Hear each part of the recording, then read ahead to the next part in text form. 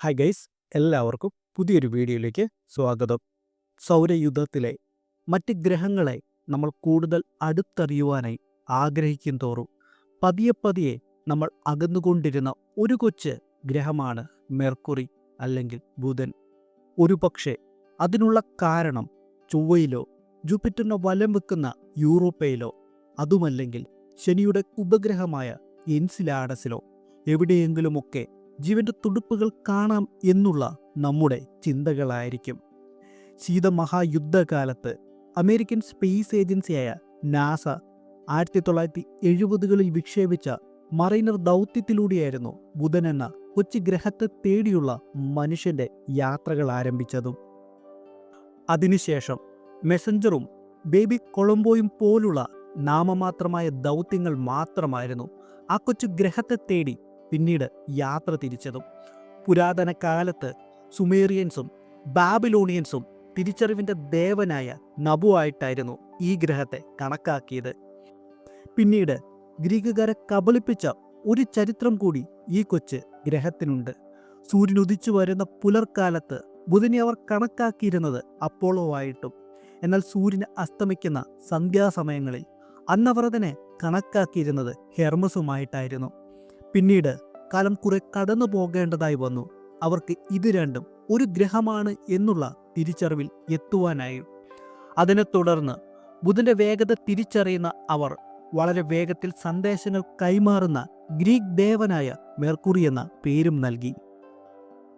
സൂര്യനോട് ഏറ്റവും അടുത്ത് സ്ഥിതി ചെയ്യുന്ന ഗ്രഹം ആയതുകൊണ്ട് തന്നെ വളരെ വേഗത്തിൽ അതിന് സൂര്യനെ വലയം വെക്കേണ്ടതായുണ്ട്.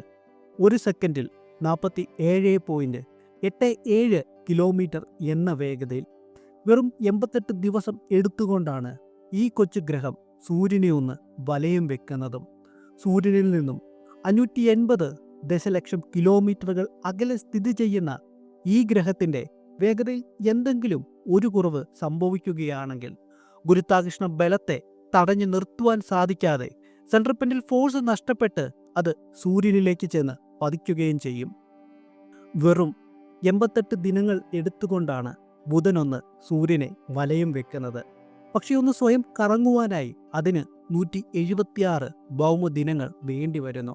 നിങ്ങളിപ്പോൾ ബുധനിൽ ഒരു പ്രത്യേകതരം സ്പേസ് സ്യൂട്ട് ഉപയോഗിച്ച് ഒരു യാത്ര നടത്തുകയാണെങ്കിൽ അവിടുത്തെ നിങ്ങളുടെ ഒരു ദിനം എന്നത് ഭൂമിയിലെ 176 ദിനങ്ങൾക്ക് തുല്യമായിരിക്കും. ആയതിനാൽ തന്നെ സൂര്യനോട് അടുത്ത് കാണുന്ന ഈ കൊച്ചു ഗ്രഹത്തിൻ്റെ പകൽ സമയത്തെ താപനില 430 ഡിഗ്രി സെൽഷ്യസിലെത്തുകയും ഒരു തരി വെളിച്ചം പോലുമില്ലാത്ത രാത്രികാലങ്ങളിൽ അത് -180 ഡിഗ്രി സെൽഷ്യസിലുമെത്തും. സൗരയൂഥത്തിൽ തന്നെ പകലും രാത്രിയും തമ്മിൽ ഇത്രയും വലിയ താപവ്യത്യാസമുള്ള ഗ്രഹങ്ങളിൽ ഒന്നുമാണ് ഈ കൊച്ച് ബുധൻ. ഭൂമിയെപ്പോലെയോ ശുക്രനെ പോലെയോ ഒരു കട്ടിയുള്ള അന്തരീക്ഷമില്ലാത്ത ബുധനിൽ ചന്ദ്രൻ എന്ന പോലെ അനേകം ഉൽക്കാപതനങ്ങളുടെ ഫലമായി ഭീമാകാരമായ 100 കണക്കിന് കിലോമീറ്ററുകൾ നീണ്ടുകിടക്കുന്ന ഗർത്തങ്ങളും രൂപം കൊണ്ടുവന്നിട്ടുണ്ട്. നാസ വിക്ഷേപിച്ച മെസഞ്ചർ ദൗത്യം സൂര്യപ്രകാശം ഒരിക്കലും എത്തിച്ചേരാത്ത ഈ ഗർത്തങ്ങളിൽ ന്യൂട്രോൺ സ്പെക്ട്രോഗ്രഫിയും ലേസർ അൾട്രോമെട്രിയും വഴി ജലത്തിൻ്റെ സാന്നിധ്യവും തിരിച്ചറിഞ്ഞിട്ടുണ്ട്. മാത്രമല്ല, ചൊവ്വയ്ക്കും ശുക്രനുമില്ലാത്ത വളരെ നേരിയതാണെങ്കിലും തീർത്തും ചെറിയ കാന്തിക വലയങ്ങളും ഈ കൊച്ച് ഗ്രഹത്തിനുണ്ട്. സൂര്യനോട് ഏറ്റവും അടുത്ത് കിടക്കുന്ന ഗ്രഹം ആണെങ്കിൽ പോലും സൗരയൂഥത്തിലെ ഏറ്റവും താപനില കൂടിയ ഗ്രഹം അത് നമ്മുടെ ബുധനല്ല, അത് ശുക്രനാണ്. ബുധനും അതിൻ്റെ പരിക്രമണവും ഭ്രമണവും തമ്മിലുള്ള ബന്ധമാണ് സ്പിൻ ഓർബിറ്റ് റെസൊണൻസ്. ഒരു കാലത്ത് ബുധൻ സൂര്യനെ വലയം വെക്കുന്ന അതേ സമയത്തിൽ തന്നെയാണ് സ്വയം കറങ്ങുന്നത് എന്നാണ് ശാസ്ത്രലോകം വിശ്വസിച്ചിരുന്നത്.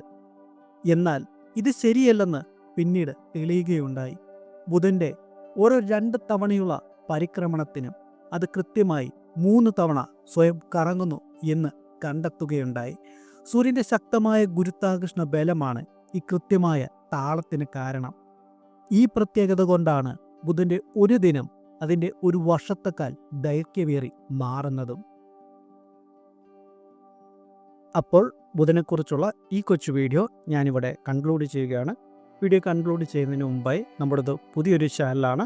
സോ നിങ്ങൾ പറ്റുവാണെങ്കിൽ ലൈക്ക് ചെയ്യണമെന്നും കമൻറ്റ് ചെയ്യണമെന്നും പറ്റുവാണെങ്കിൽ ഈ ചാനലൊന്ന് സബ്സ്ക്രൈബ് ചെയ്യണമെന്നും ഞാൻ നിങ്ങളുടെ അടുത്ത് റിക്വസ്റ്റ് ചെയ്യുകയാണ്. അപ്പോൾ നമുക്ക് അടുത്തൊരു വീഡിയോയിലൂടെ കാണാം. എല്ലാവരും സന്തോഷത്തോടു കൂടി ഹാപ്പി ആയിട്ടിരിക്കുക.